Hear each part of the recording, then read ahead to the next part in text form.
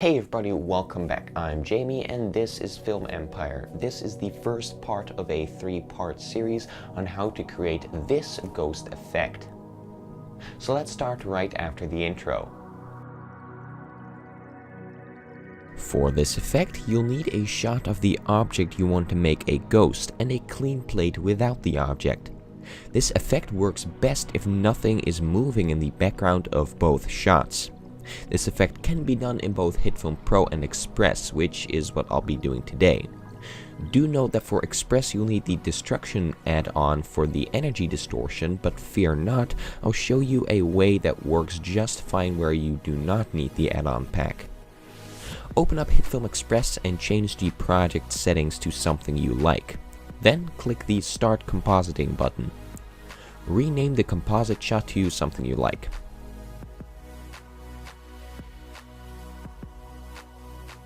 Now add in your 2 plates. I recorded them in the same shot, so a bit of cutting is needed. When that is done, I trim down the length of my composite shot by going to the settings. In my case, the shot was exactly 5 seconds long.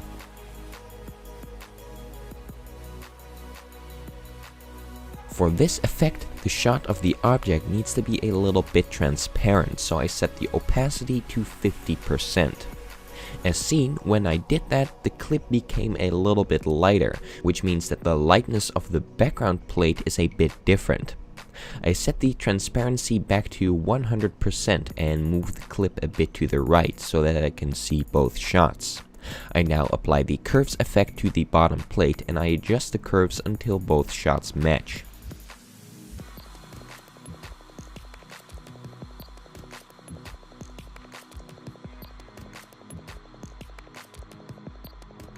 I now set the opacity of the top layer back to 50%.